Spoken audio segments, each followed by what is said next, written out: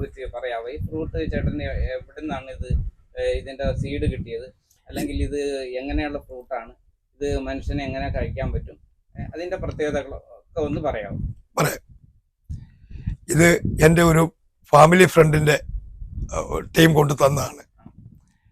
ഇത് വിയറ്റ്നാമിൽ നിന്ന് ആണ് ഇതിന്റെ ജന്മം.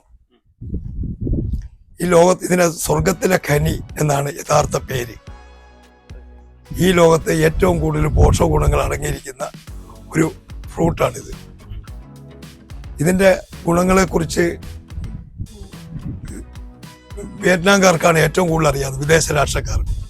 ഇവിടെ നമ്മുടെ കേരളം പോലുള്ള സംസ്ഥാനങ്ങളിൽ ഇത് ഏറ്റവും കുറച്ച് രീതി കൃഷി ചെയ്യാണ്. എന്നാൽ ഇതിന്റെ ഭംഗിയും ഇതിന്റെ ഗുണവും കണ്ടുകൊണ്ട് ഞാനിത് കൂടുതലായിട്ട് ഇതിലേക്ക് ശ്രദ്ധിച്ചു. ഇതിന് 3 അവസ്ഥകളാണ്. വെച്ച് ഒരു 6 മാസത്തിനുള്ളിൽ